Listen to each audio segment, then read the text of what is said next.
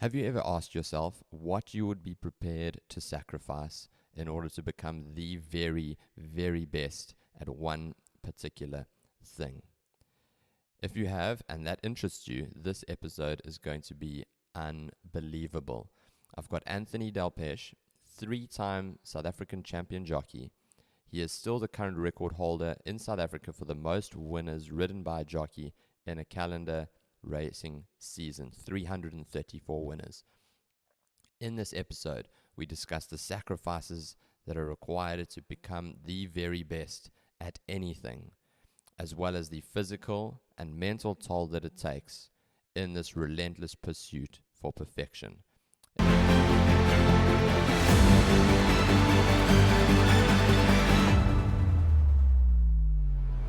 So, Anthony, thanks so much for coming on. I am super excited about this.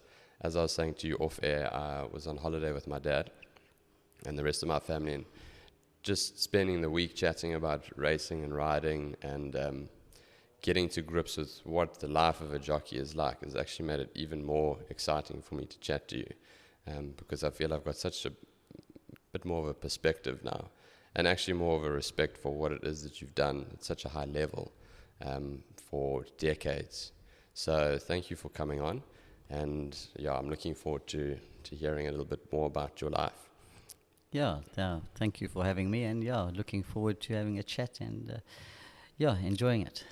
So let's start at the beginning. You grew up in the Seychelles for the first portion of your life. What was that like? It was.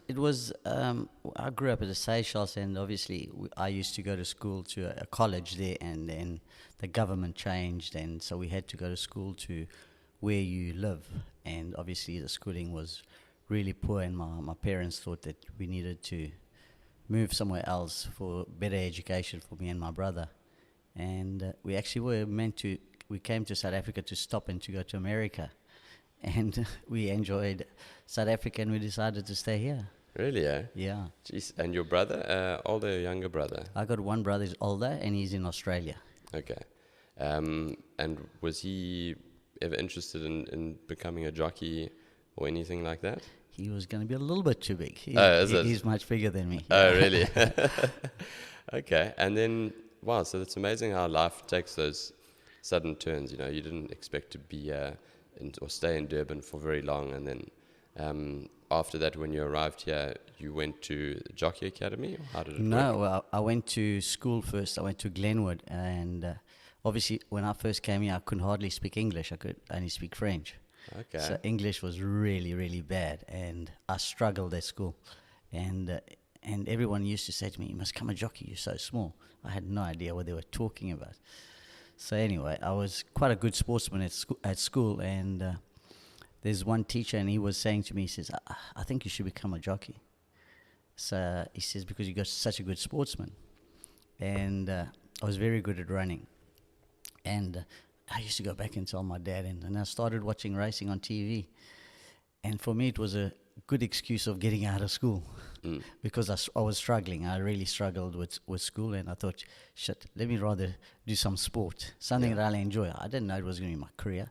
I thought I'm going to do some sport, so I applied, and I got in, and that's where it started. So then when you applied to the Jockey Academy. Is that how it works? Yeah, you apply to Jockey Academy, and then you go to Greyville. So there's 30 people that applies, and then they do the measurement, and obviously they also see your parents, the size, and I got picked, and that's where it started. So that's very interesting, like the vetting process of how they select you. How old were you when you applied to be in the Jockey Academy? I was 15 years old. Okay. Yeah. So at 15, they've got to make a decision as to whether or not they think when you are fully mature as a grown male that you're going to be of the required size. Yeah, they do a measurement from your knee and obviously from your parents, and they do all different measurements, and obviously checked my weight at that time. And that time I was really, really light. I was scrawling, and I was very small. And so I don't think that was a problem. So and obviously my dad and my mom are both small. Okay, so you didn't always want to be a jockey then? No, I had no idea what a horse was.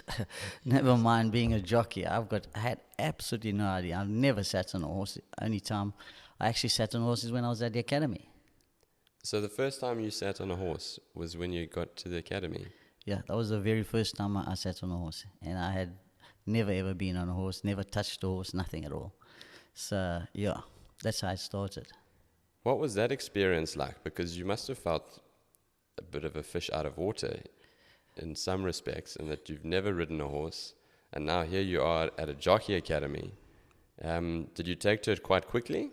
Yeah, well, in my first year, there was most probably like 20 of us that started, and obviously you had to make it, otherwise you were out. So, and I wanted to succeed because as much as we still had school at the academy, but I was doing a sport which I was a very good sportsman, and I enjoyed that.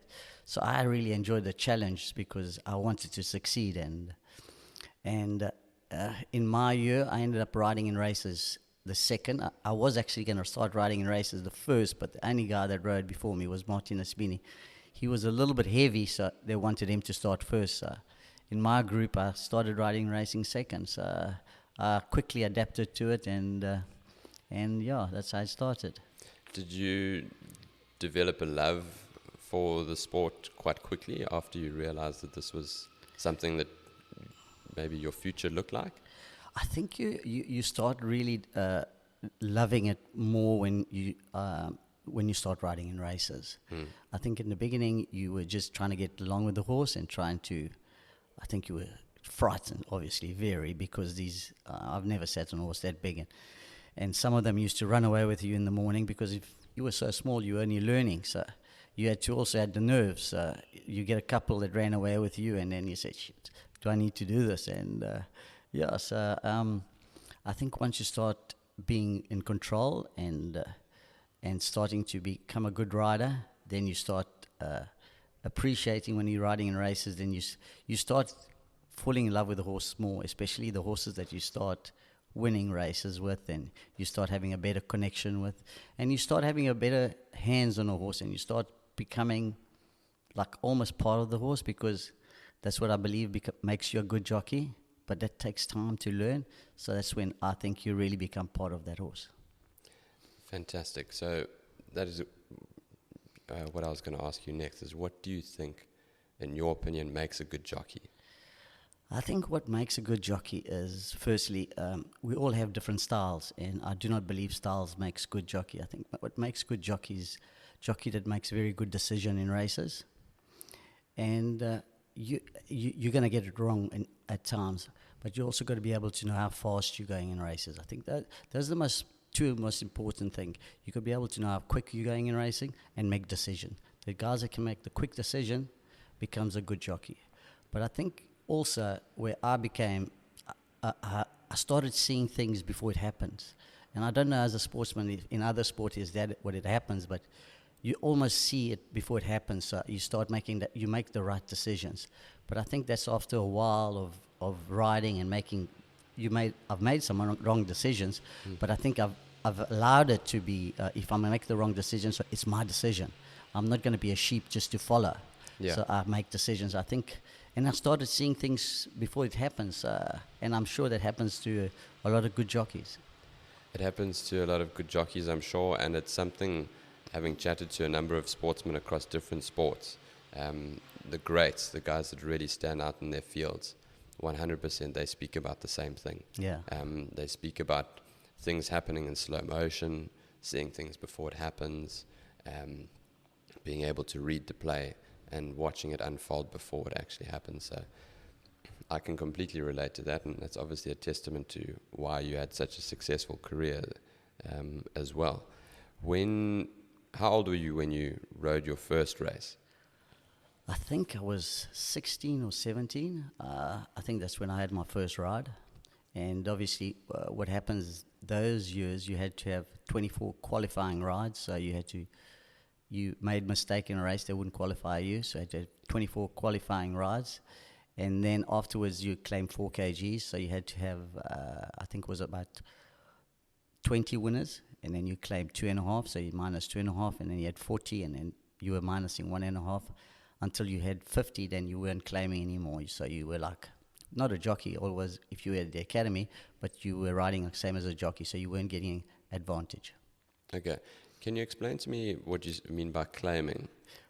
Claiming is it's 4 kgs. Okay. So you get 4 kgs less when you ride. So if the horse said 60, you'll be carrying 56, which is giving you an advantage because you're obviously learning, you're starting. Okay. So that's what happens in the beginning. And then once you start riding more winners, like 20, and then they give you 2.5 kgs because they think, okay, you've improved now.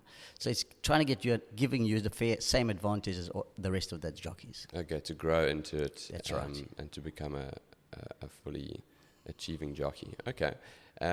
What was that early period in your career like? So what year were we looking at there when you rode your first? Well, my first 2-3 years at the academy was I struggled. I really struggled. I didn't have a lot of winners. I had a very good boss, which is Joe Joseph, which I was with him from my first year as an apprentice, and he was very strict. So he wouldn't give me good chances until he believed in me. So I stayed with him, and in my last 2 years, I was champion apprentice the last 2 years, and I rode for South Africa against international, the rest of the world came over here. I rode as an apprentice against the best jockeys in the world, and so my last 2 years, he really opened the door. He said, you can ride everything. I was a stable jockey at that time as an apprentice. So, it's a little bit of hard work sometimes pays off. Yeah. And what year was that? Because I'm trying to piece together that time to when I'm going to lead into next, which is 1998. Well, I think I can't remember the years now. 98 was when I came out my time, is it? 98, that was when you had the most wins for jockey in a season. Okay, that must have been about a couple of years. That was when you hit your straps. I can't remember the exact year, to be honest. I think it was 85 or 86, somewhere along there. Okay. And so my first three years at the academy was really, really tough. I really struggled. And then just last 2 years just did very well, and that was what gave me the opportunity. When I came out my time, I was a champion apprentice, and I came out my time, I had a lot of trainers that wanted me to ride for them, and I think I decided from there, and I said, listen, because when you're at the academy, you don't really know that this is going to be your career or where you're going to earn your money. You think this is just a sport. So the only time the realization comes is when you have to buy your own car, have to have your own house. Then you realize, I've got to make a living out of this. So, that's when I decided, I've got to work hard. And at what point did you decide in your mind that you're good enough to do this for a living, for a big part of your professional career? Well, I thought my last 2 years at the academy, I was really doing well, and I obviously being the champion apprentices and coming out my time, and I was very dedicated. I think that's what played a big part in a lot of trainers liking me. I was always first at work, last to leave work, and I think that paid off. Sure. And it seemed to what happens, I think, a lot is, especially in sport and in life, we only tend to see people once they've got to the point where they've started succeeding, and nobody sees what happens in the background, in the quiet, in the years building up to that success. And it certainly sounds like, you paid your dues in the beginning. You were willing to persevere throughout those initial difficult years, and then sounds like you found your confidence, you found that self-belief, and then from there up you went. Yeah, also that was also, you needed someone also, like my boss he was an elderly man, and he actually, I think I could have done better earlier on, but I decided to stay with him, and as much as he wasn't giving all the opportunities, but I thought the door might open later on. So, in the morning we can go and ride work for so many different trainers, but he was my boss, so I had to be there for him first. I had to ride all his work in the morning, so I missed out on working for other trainers and getting opportunities. But I think he just wanted me to be strong enough, and then I mean, he had the best jockeys riding for him. He had Robbie Farad, he had Patrick Wynn, which at that time they were the champion jockeys, and they were the stable jockeys. And then he just came the last 2 years. He says, listen, Anthony's going to be my stable jockey. He's going to ride all the work. And actually, the jockeys didn't really enjoy that. I mean, I actually had conflict in the jockey room with them because I'd taken the job as an apprentice. So that must have been a massive blow to their ego as well. Yeah, it was. It was because it was a big step for me. Obviously, getting the opportunities to ride all the horses, and we were. Dare Scott was one of our biggest owners, and Dare Scott was huge at that time. Dare Scott, Scott's shoes. Yes. Yeah. So, and I was riding for him, and as an apprentice, putting those colours on was like a privilege, So so it just all clicked, and I actually because I used to go to the stables every day from school. 2 o'clock we used to go to stable until 5 o'clock. I used to feed the horses. I used to do everything. I did the wage book for my boss because he was a bit older, and he used to go away for 3 months holiday. 2 weeks holiday, and leave me with training the horses for him as a young age, as a third-year apprentice. So he had a lot of trust in me, and I think that's what made me what I am, what I became. I think it sounds like trust that you earned as well. Trust is earned, and it sounds like you were willing to put those hours in and to earn that trust that he eventually rewarded you with, which presented you with the opportunities that you eventually got. Yeah, that's exactly what I see now today with so many young apprentices, and they quickly give up. Like they'll go ride for a trainer, and the trainer won't give him a ride for the next week or so, and they just stop riding work, and he'll go ride to another trainer. He'll get a couple of rides in, but doesn't give him the good rides, and they give up. And that's what I've been always trying to teach the apprentices. I said, you got to persevere, keep showing your face, and one day I'll say, listen, I'm tired of seeing his face. I've got to give him a chance. Yeah. So, and that's what I did. When you say riding work, for those that are going to be listening that are interested in the industry but don't know much about it, what does riding work mean? Well, we start training the horses. Riding work is start training the horses in the morning. Most probably we start about 5 o'clock in the morning because we like to train early before it's hot, so the horses don't lose too much weight because of the heat, dehydration. So, riding work is training in the morning. And at Summerfeld, most probably there's about 25 trainers. And I'd work most probably as an apprentice in the morning. I'd ride 30 horses every morning in training, try to ride as many as I can, obviously to try and get more rides in the races. Yeah, and I think if you had that dedication early on just to work hard, the door does open. You don't become a champion just because you naturally have it. Some of the jockeys are naturally talented, which I'll talk to you a little bit later about it, but hard work, I believe, pays off at the end of the day.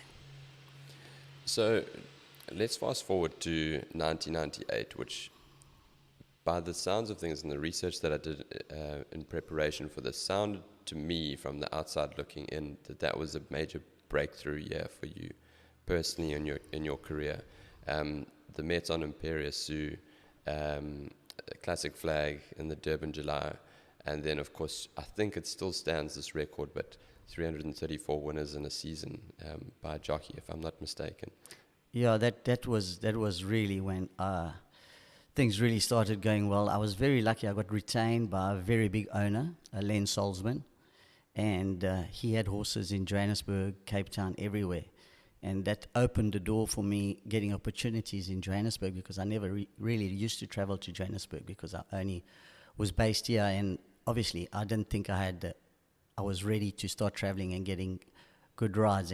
And to be a champion jockey, you have to have a stable behind you in different states, like in Joburg and in Cape Town and in Port Elizabeth.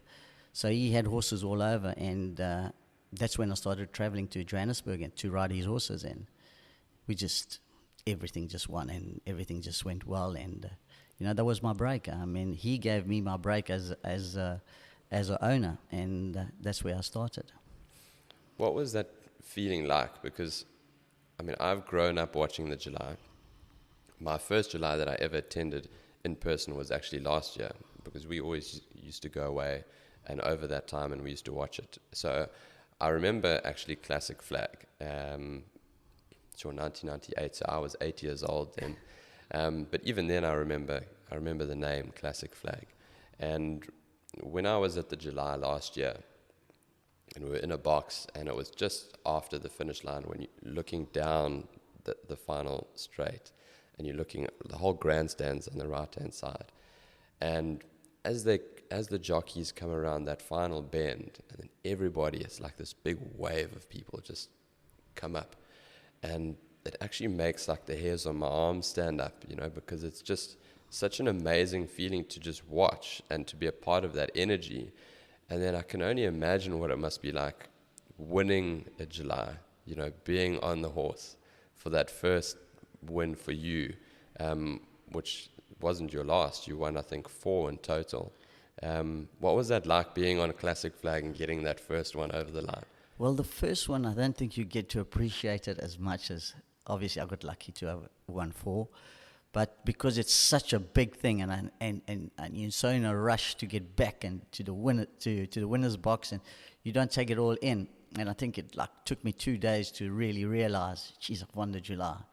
And the only time actually I did realize it meant so much is on the Monday evening they have a ball for the winner of the July, and that's when they re-showed the video, and I had to speak about it, and it got emotional, and you're like, geez, I've done it, Yeah. And as a young kid, only thing you wanted to win was the July. Everybody just spoke about the July, and and I had achieved it at pretty young age, and it was. I didn't enjoy the moment, I've got to be honest, because I should have enjoyed it a little bit more. I think it was more like a shock. Jeez, I've done it, you know what I mean?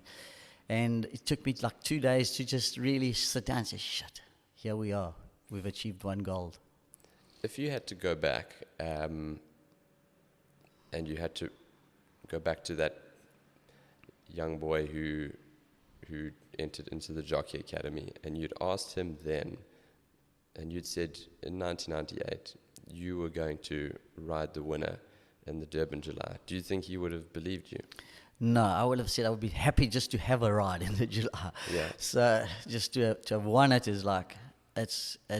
I mean, Michael Roberts was the greatest jockey I think we've ever had in South Africa, and it took him so many years. He went to England and came back just to try and win the July once, and he achieved it, and that I think meant more to him than winning the British Championship, winning the South African title 10 times.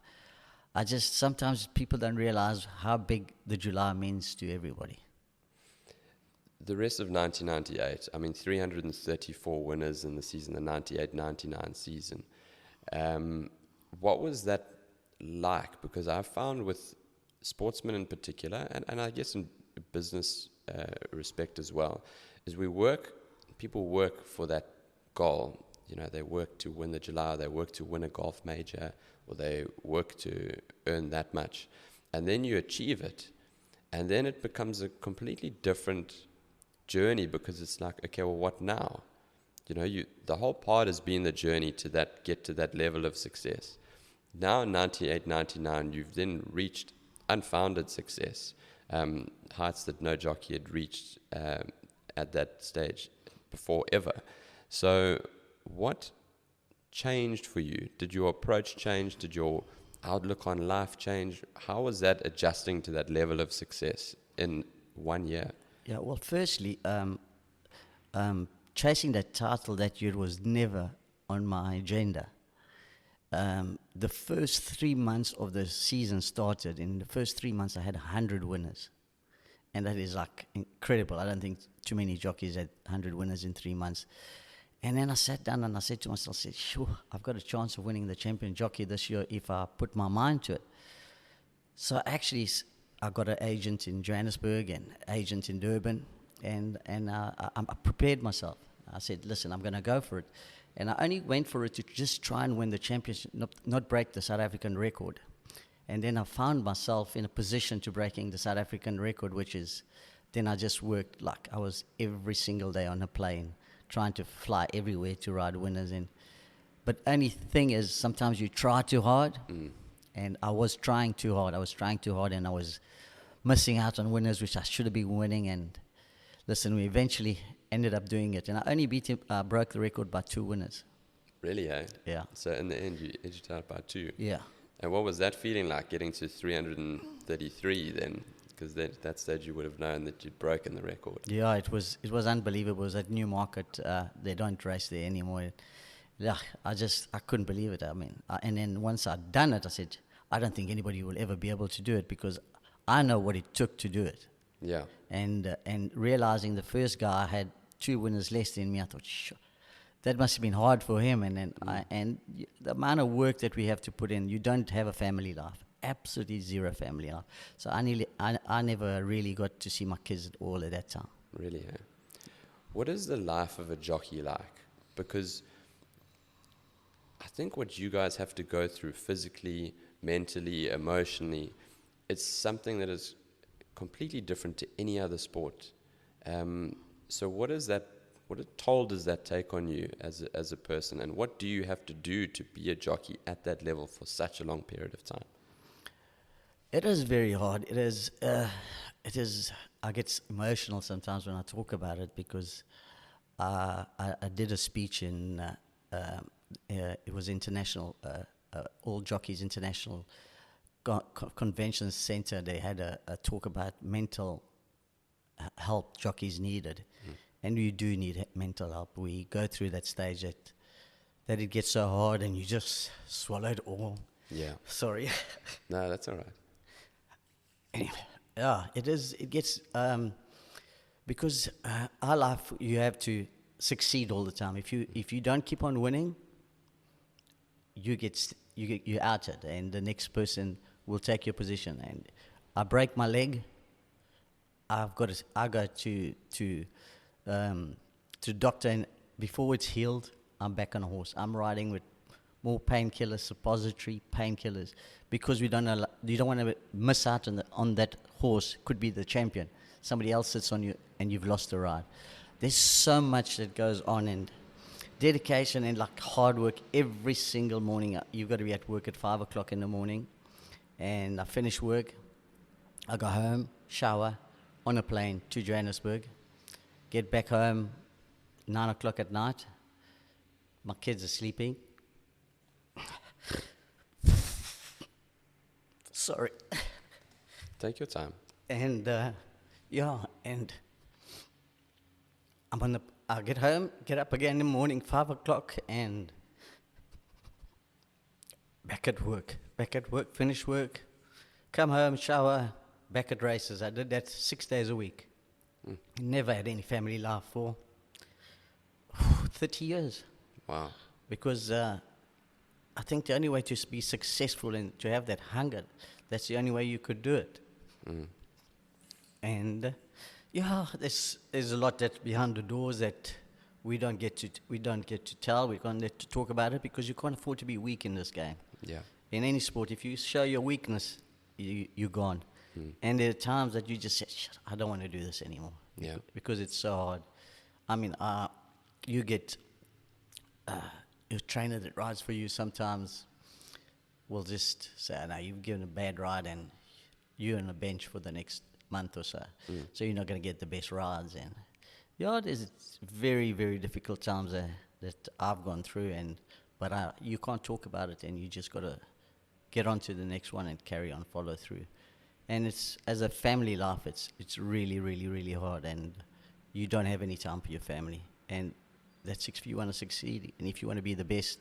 I think most probably in every sport, what it becomes. And I decided that's what I wanted to be. I wanted to be the best, and I must start on my kids growing up. Do you think, having learned from what you experienced in your career, is that a priority for you to then pass that message on to future jockeys that you come into contact with about mental health, about the not only the glitz and glamour of being an elite jockey, but what happens behind the scenes? Yeah, I think it's so important, and it was so good. Like the Hong Kong Jockey Club had that, we had that talk about, because there is someone that is trying to help the apprentices about their mental health. It is very, very important because there's a lot that we just swallow and we just keep inside and you can't let it out. And it's frustrating. There's so many times it's so frustrating. And you are driving to the airport to get on the plane and you just say, oh, do I have to do this? It is because your body at times is almost given up on you. And I'm exhausted but I have to turn up at the racetrack. Yeah. So I don't turn up, then the next week the trainers won't want to put me on the horses because I'm tired. So yeah, it is very hard. And also I was very lucky. I didn't have to lose so much weight. But there was at times I would have to go to the race course, get there, jump in the sauna, make sure I lose a kg before the race.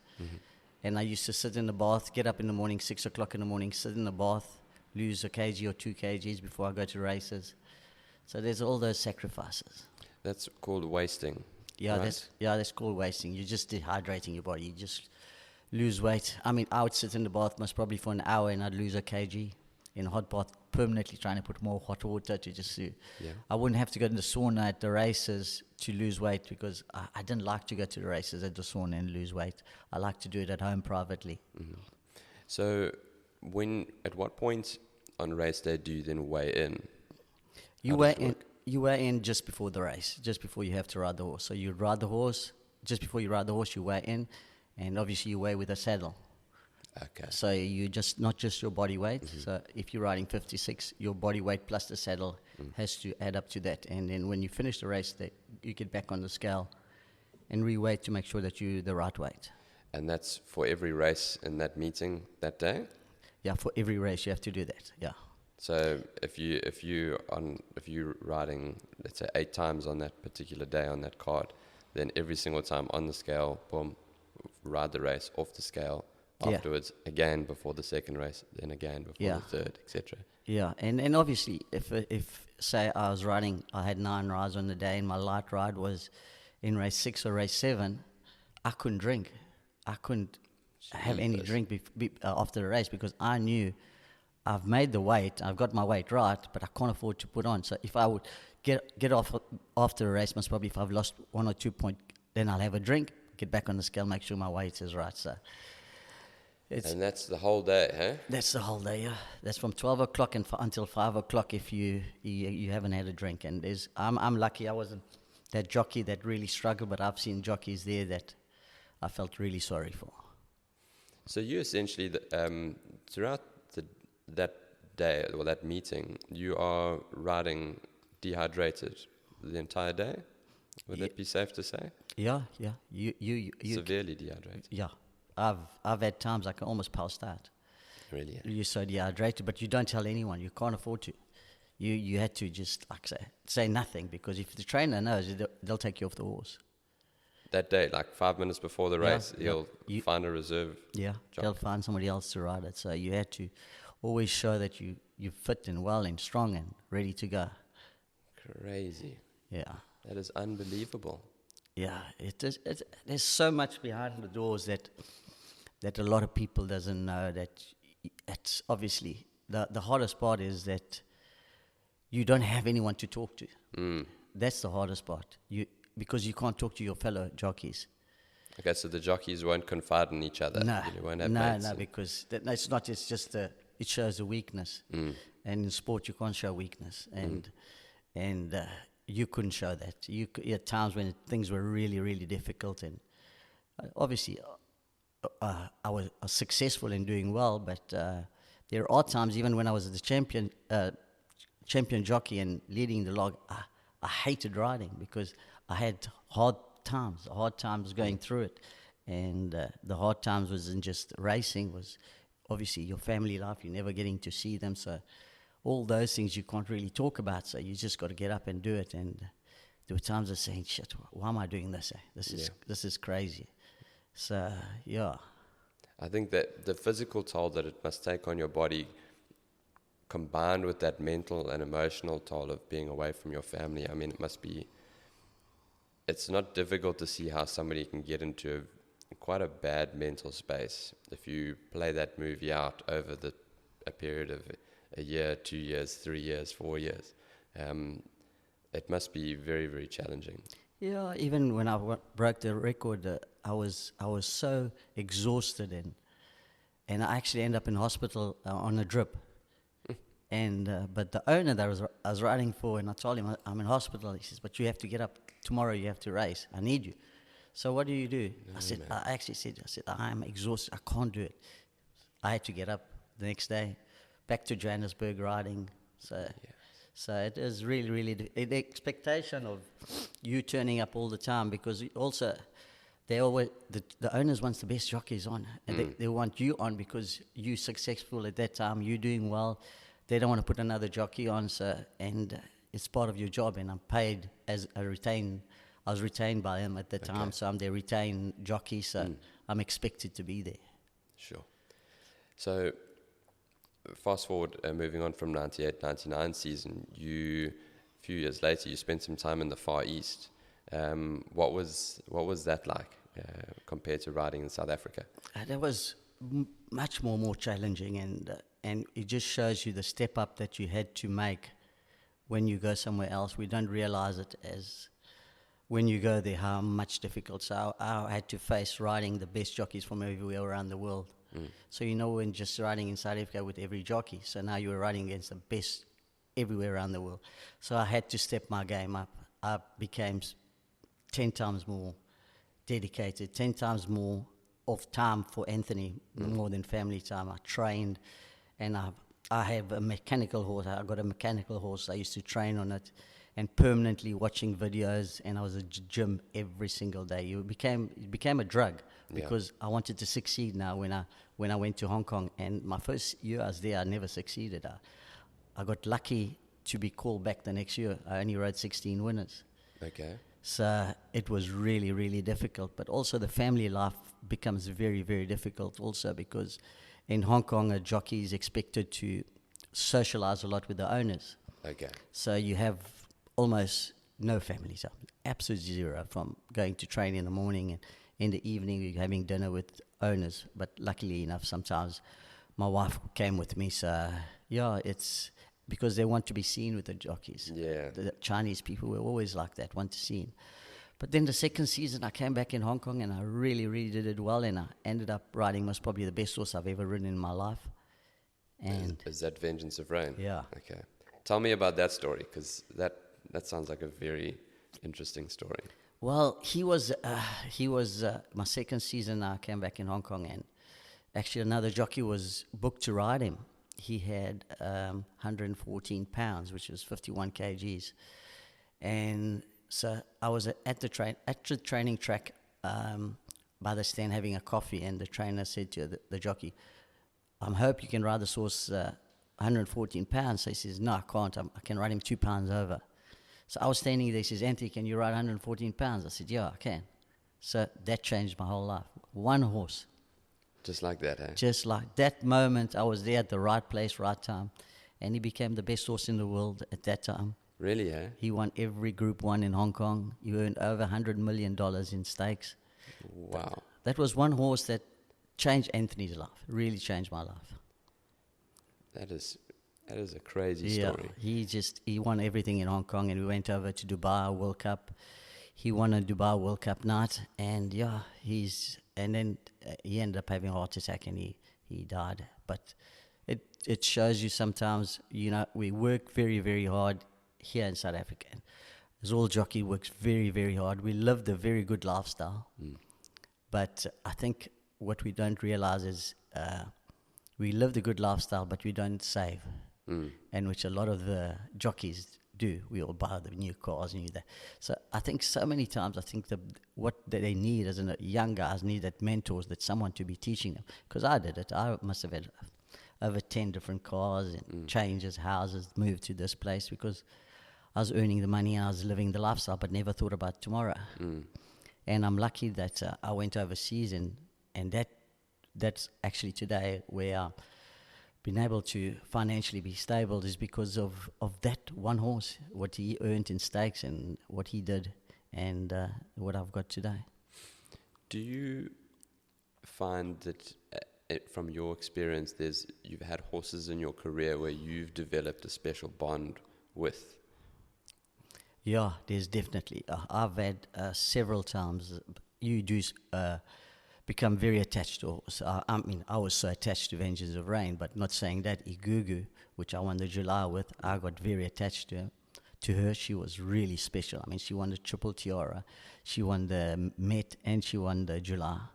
And she was a superb filly, and I ended up going back to Dubai to ride her. She went overseas, but she didn't travel well, and she was always in season, so she didn't do well when she traveled. But she was most probably the best filly I've ever ridden in my life. Wow. And talk about Bold Silvano, who also I won the July. I became very, very attached to him. I had a long way out before the July. I knew I was going to win on him. It's funny to say something like that. Yeah.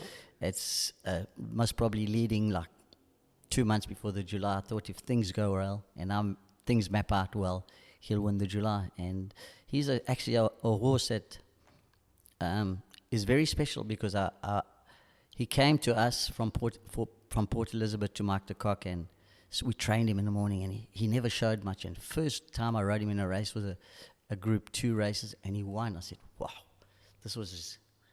And then he started to change in the morning. He started to change in work, and I started to see, the improvement that this horse is making at a rapid stage. And he was very under the radar, nobody really known. And yeah, I just rode him through all his preparation and always believed. And like the last 2 weeks coming into July, it was like I was praying that July was on that day because he was boiling. He was like just waiting to explode. He was that ready. I mean, every morning I wouldn't miss work every day to go ride him because I was scared he was going to get loose or something's going to happen to him. So yeah, he was actually most probably the most intense I've been on a horse going into the July. Really? Yeah, because I believed so much that he was going to do it. Igugu, I knew she was very good. I knew she was better than the field. I knew the race ran for me, it would win. But with him, it was like a preparation. Every preparation, he just got better and better and better. But Igugu was always good. He was never always good. He climbed the ladder. So he was like the secret that only you knew. Nobody else knew. I think my boss knew. And and I had such a good relationship with the horse. And I believed in so much, and I'll never forget. I was sitting in my house at my Edgecombe, and the drawers came out. Actually, with emotion, and he pulled draw 3. I just started crying. At that time, I said, "I'm going to win the July." Jeepers. And I said that to my wife. She said, "What are you mad?" I said, "I'm going to win the July." And that was like most probably 2 weeks before the race. I said, "They'll never beat me." And all I said, I needed a good draw. And there was one horse in the race, and I believe that could beat me was my stable companion, because he beat me leading up into the July in the preparation race. I ran second to him, but I gave him a lot of start, and he beat me like a length. And, when you study so hard to ride a race, I studied so hard to ride that race, and I said, if I come into the straight in front of him, he will never believe me. So also as a jockey, those are things that you have to, although you have the horse, you have to have that tactics that, okay, what is my opposition? And obviously maybe my opposition could be a little bit better than me, but if I get that advantage on him, he can't beat me. And that's what I believed. I said, if I turn into the straight in front of him, he won't beat me on that day. And that's exactly, he turned into the straight the length behind me, and he finished the length behind me. And saying that, if he end up turning straight in front of me, I must probably finish the length behind him. So those are things that can happen in races, and those are things that, as a jockey, if you work yourself and you think carefully about studying a race and about being in the right position, those are what also wins races. How much research goes into and homework goes into a race like that for you? Because it sounds to me like in that particular race, in your mind, it was a 2-horse race. So how did you know that if you got in front by a certain point in that race, that was what was going to be the make or break? Well, because he was always the horse in my stable that was going to win the July. They believed in him more than they believed in my horse. I could see in training leading up. The boss always thought he's the better horse in the race, and he had won the Derby coming into the race, and my horse hadn't won the Derby. My horse had a very quiet way through his July preparation, and the one morning we galloped together, and I galloped behind him, and I actually ran away from him in the gallop, and I got shouted at with my boss. How do you do something like that? You're preparing the 2 horses going into the race. You should never do that, which he's right, because you break the other horse's heart. And that morning, something just said, "Oopsie, here we are." But I knew the other horse didn't have the turn of foot that I did have, but he had a good stamina. So if he was in front, he can sustain that same pace. But if he turned behind me, I could quicken away, but he couldn't catch him. So yeah, that was how I worked him out. And listen, I do homework today, even if I'm the racing manager for Hollywood Bets, and I study every race that we've got a horse running and how the race is going to run. I used to do that every time as a jockey. I used to study the race. I used to almost know who's behind me and who's in front of me. You have to know that. If you want to be a good jockey, you have to know all those things. And it's sad, because today I'll be in the parading, and a young apprentice or a jockey would come to me and done no homework.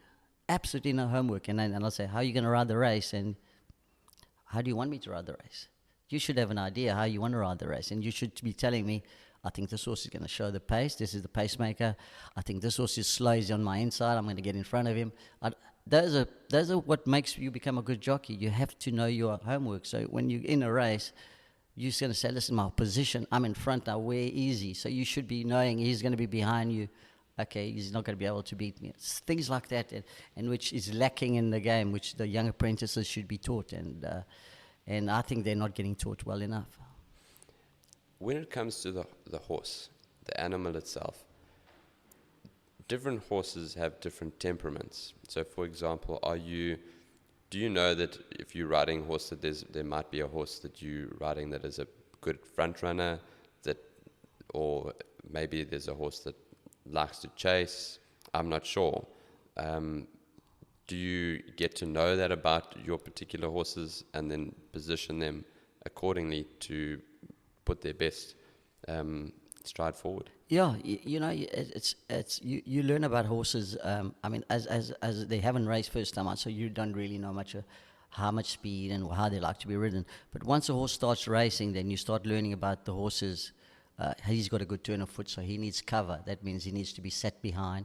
He needs cover, and then when you pull him out, he's going to quicken quickly. But then you get to learn about horses that sustain the speed. So he's got a good stamina. So he's a kind of a horse, if there's a slow run race, he won't quicken. So you need to be, as a jockey, now use your own imagination. Say, "Listen, I need to be in front. I need to stretch them out, because he's got more stamina than them." I think that those are all things that you start learning about horses once you start riding them. And I think the more horse races, the more you as a jockey should be able to know those kind of things. And obviously, having the horses in the right position in races makes a huge difference. It's not just going out there and riding the race and hoping that turning to the straight, I can get the right run and I'm going to win the race. And I believe that happens a lot of time. And I learned that about myself when I went overseas and I came back to South Africa. I felt like I was... It's funny to say that, because maybe some jockeys would think you're bragging, but it's not bragging. I felt like I was a length better than anybody else. I was thinking way ahead of everybody else, and I could see things quicker, because I believe international racing is way further up for us. The standard's higher. Standard is much, much higher, so you have to get yourself to that standard. And I came back here and I just felt like I was just seeing things, and I was riding so well. And I felt I've never ridden better than I've ever ridden in my life. But then after a while, you fall into the same category. You start also becoming slack. You're not thinking the same way before when you came back. So you just got to be careful of those things, because you do fall back and you say, you become like a sheep. I always say, don't be a sheep. Make your own decision. And I believe a lot of jockeys don't make that decision. They just ride the race. Yeah. The trainer will say to him, I'll sit second, third, and they'll ride the race. The race will be going 100 miles an hour, yet they should be further back, but they second, third because the trainer says that. And I think some jockeys used to use more of their own initiative. Obviously, because some jockeys are scared to make those, not listen to the trainer's instructions, because they won't get the ride the next time. So it's a lot of things that we have to take into our hand. I've taken a lot of things into my hand, and I say, if I lose, my boss is going to go mad. but I used my own discretion, and I believed in what I was doing, and I would win the race. And he wouldn't say much about it, but I know what happens to some jockeys. That's why they're scared to make that decision, because they might not get the ride the next time. So I think it's all those things that sometimes stops a jockey from being a good jockey is they're too scared of taking the initiative into their own hands. Okay, that is very, very interesting. I saw a post on your Instagram handle, which I'll attach in the show notes after this, but it was quite beautiful. It says some horses will test you, some will teach you, and some will bring out the best in you. So what horse comes to mind, first of all, that tested you the most in your career, then which horse taught you the most, and finally, which horse brought the best out of you? Well, I think the horse that gets the best out of you is a difficult horse that nobody wants to ride it. And I was always the person that said, I'll get him right. You know, and it was crazy horse. I mean, I got hurt because other jockeys wouldn't ride the horse.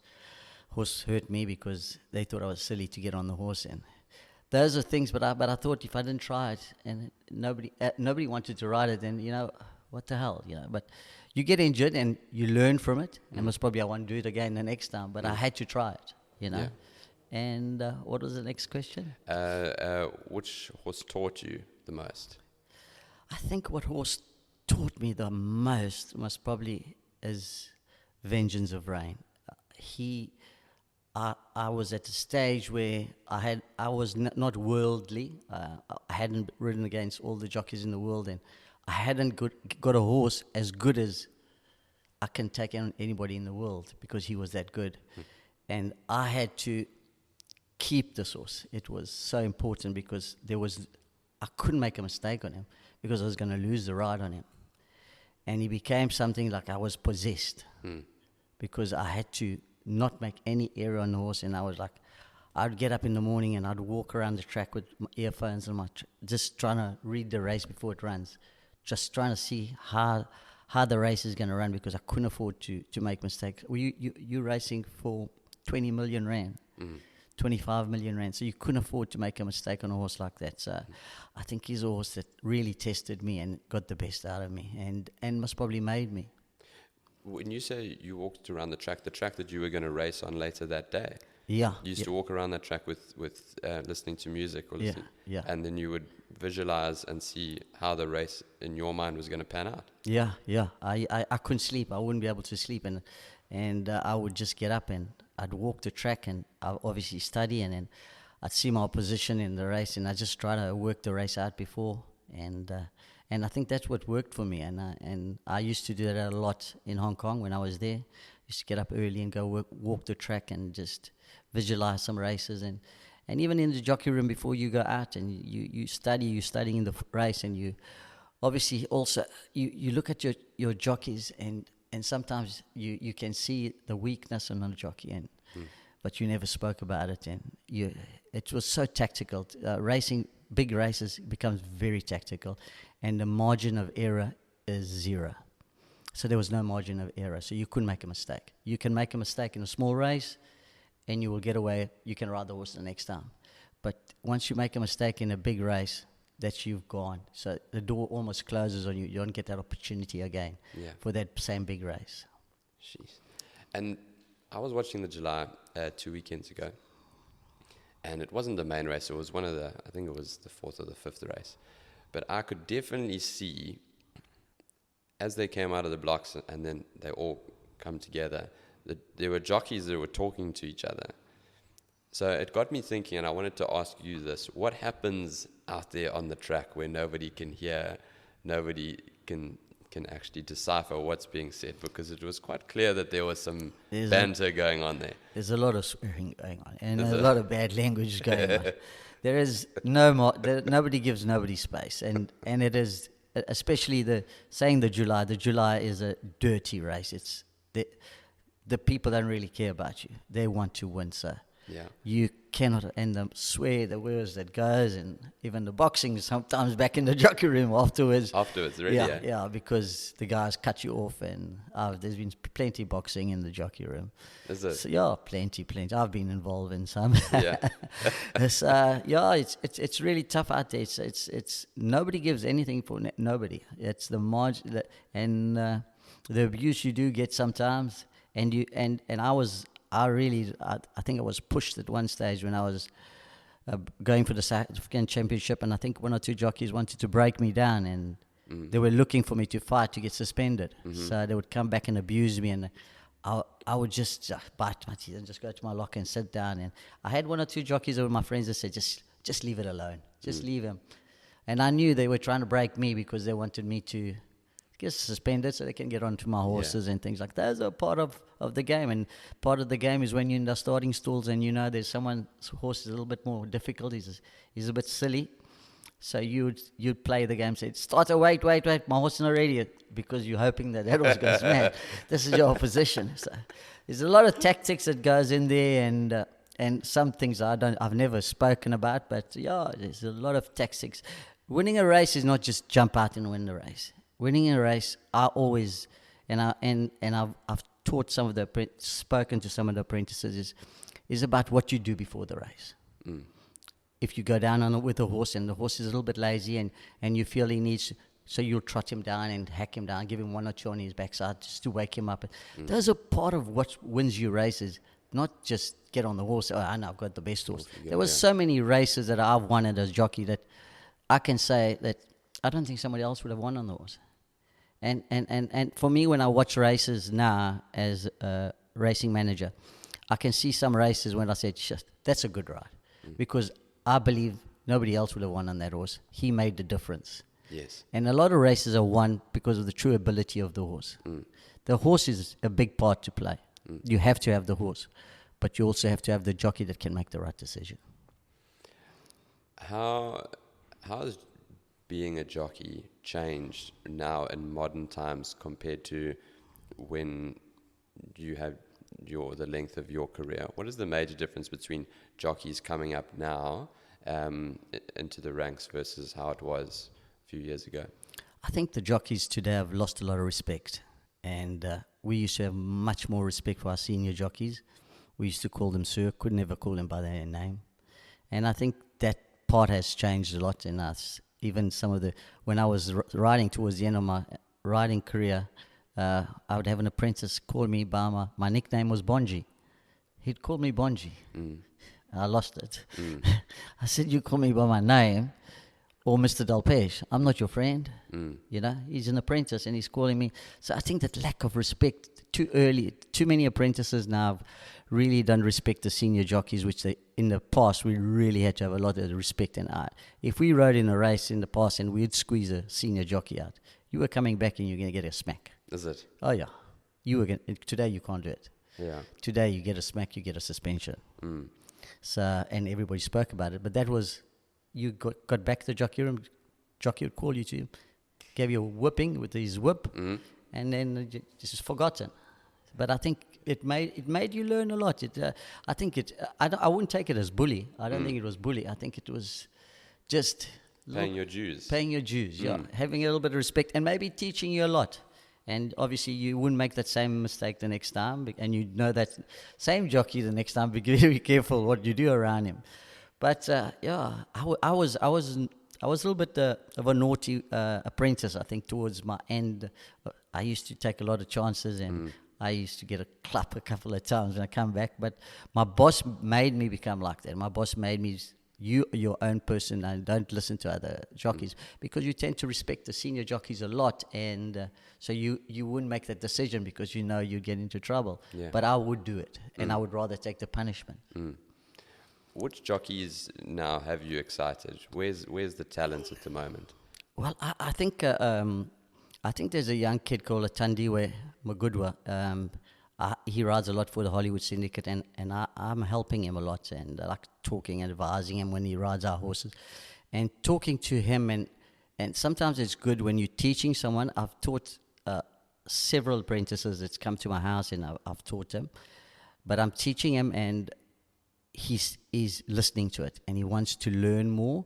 And you can see he's making use of it out there in the races. I can see the way he's riding. He's thinking better thinker than he was before. And I've taught him, and I've said to him, I said, I'm not teaching you. I'm not trying to change your style. I'm trying to make you become a clever jockey in a race. And he's becoming a clever jockey. He's making good decision. He's getting his horses out in a race quickly.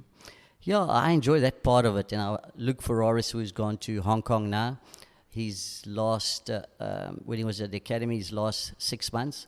His father asked me to tutor him, and he used to come to my house twice a week, and I used to teach him. And I enjoy that, because then I see the reward out there in the races. And look, today he's gone to Hong Kong, he's riding in Hong Kong. But I think what they should be using more at the academy, they should be using the good jockeys to come and talk to the apprentices, because that's where I think that you learn. You never learn as a young apprentice. You can never learn if someone doesn't advise you why you're making that mistake. Why did you ride that race? He doesn't know why. He doesn't know what he's done wrong. But if you have a jockey that's a good jockey that can talk to him and explain to him, and I think that makes a world of difference, because, I mean, that's where I found out it was so good, because when I was in Hong Kong, we used to, whichever jockey on a day would have 7 rides. You'd go to the apprentices the next day, and all the apprentices will sit there, and you explain to them why you rode that race. So they can understand why you're making those decisions. Wow. Because you never know, as a young rider, I never knew what was the right decision, and I never knew. But if I had a tutor early on in my career teaching me, I must probably be in the way ahead than what I had to teach myself. I had to have my own knowledge. And if you can have that person that can teach you to get you ahead, what a big difference that is. Let's take your career full circle now to 2018, the SA Classic, I think it was. Yeah. Was that the final race that you rode? Yeah, that was the last race that I rode, yeah. And I knew I made a mistake. I knew when I was taking the chance, I was going through the gap, I knew it wasn't the right decision. But I believed if I pulled back on the horse and went on the outside, I was going to lose the race. So I was prepared to take that chance that the gap would open. And I took the chance, and it was the wrong decision. Yeah. But I've made so many others that it's come off. It's come off. Yeah, but and it was, the Classic was a big race, and I knew if I didn't take that chance, that opportunity, I wouldn't win the race. So you're either going to say, I'm going to lose the race, or I'm going to take the chance. And I took the chance, and that's what happened. And that time it didn't pay off. Yeah, it didn't pay off, yeah. But like you say, many times in your career it did pay off. And being that type of a jockey is what contributed to your successful career. Yeah, 100%. And it would go through my head, and it would drive me crazy, because I knew I was making the wrong decision. But I was hoping that the gap would open, because I was hoping, because the jockey was riding with his right hand, I thought his horse would drift, and the gap closed on me. As I was halfway in there, it just closed on me. Listen, the jockey got suspended. They thought he caused interference, but later on they viewed the movie more, and I viewed it, and I think I took a chance. The gap was very tight, and small movement, and I was gone.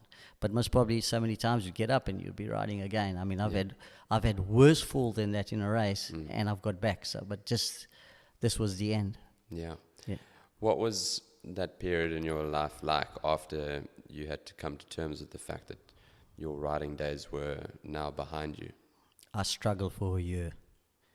I wouldn't get out of bed.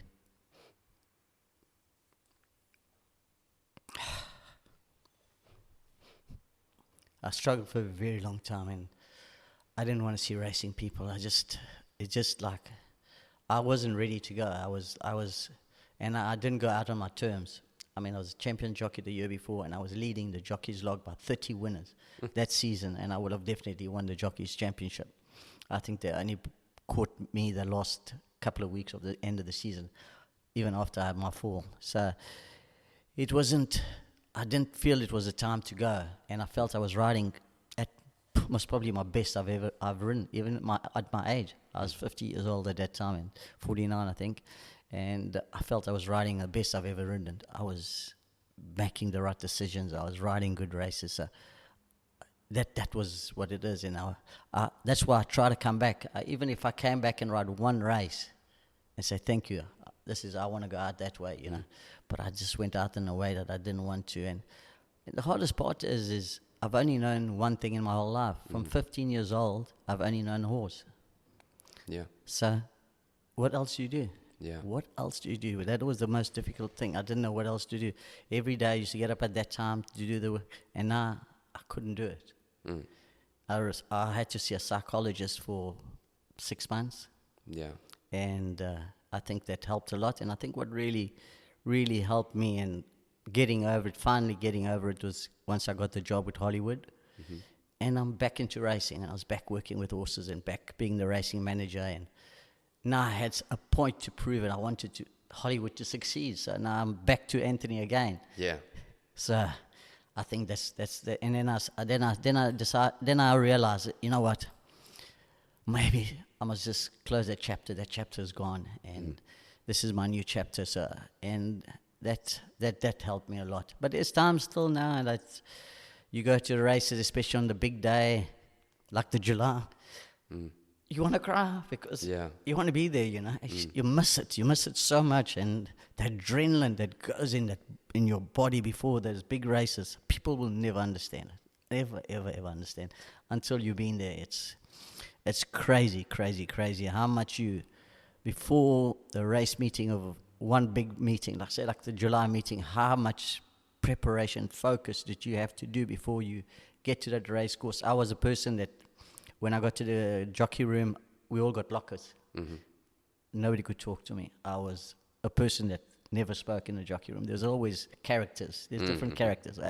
Makes jokes, so it's laughs, and I was not one of that person. And I think I had not a lot of friends as jockeys, because that was my way.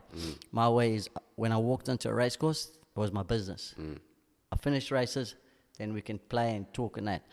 And I've done that my whole career. So I was very focused, very, very focused all the time in racing, and which I really, really enjoyed. And I think Anton Marcus is now also, he can't ride again, and we was the two most dedicated at that time of my career. We permanently in the jockey room was challenging each other, because I always believe I had to beat Anton. Anton believed he had to beat me. So I walked into the race course and always saying, I'm worried about Marcus more than worried about the rest of the guys.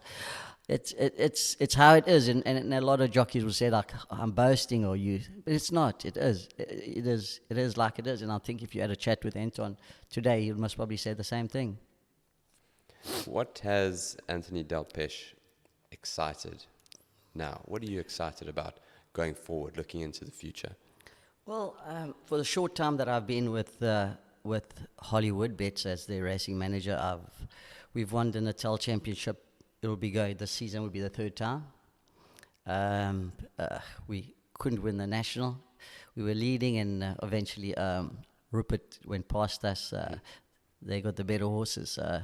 But that's my challenge. My challenge is to make Hollywood the best, and I think we're getting very close to becoming the best. Obviously, Owen's put a lot of money behind me buying the horses and having the trust and faith in me, and so we've really jumped a big step. This season we've already achieved 115 winners, and I don't really know how many owners have achieved 100 winners in a season. So we've achieved a lot. In the last season we had 100 winners. We've 15 more winners more than the last season. We've won 4 Group 1 races. Before I joined Hollywood, we had never won a Group 1. So we've won 4 Group 1 races this season. Yeah, so we've achieved a lot. And there's more for me to achieve there. And I look forward to that. I've thoroughly enjoyed this. I've had an amazing chat with you. Man, this has just been fantastic. I've enjoyed every second. It's been such an amazing career that you've had. In my experience with you, you seem like such a fantastic person as well. So lastly, to finish off, I commend you on everything that you've achieved this far, and I know this is certainly not going to be the end for you. It seems like you're also just getting warmed up in this next phase of your life as well. So congrats and all the best for the future. Thanks very much. Yeah, you know, I always think of the next thing that I want, a chapter that I want to get to. You know, sometimes you get to a chapter and then you believe I've achieved something there, and obviously as a champion jockey. And obviously there is other thoughts in my mind of racing, but I'll keep that for myself for the time being. And yeah, thanks very much for having me, and I really enjoyed chatting about it. Sorry about my emotional part, but it's all part of what you do go through, and sometimes you can't even help it. And as much as men as we are, it breaks you down. No, it's inspirational. Yeah. It's really. Some people have to be strong enough to be willing to lead the example. So that's definitely what you've done today, and you to be commended on that. Certainly nothing you should apologize for. Thanks for having me. I appreciate it, and yeah, it's been fantastic, and I hope everybody enjoys it. Fantastic. Thanks.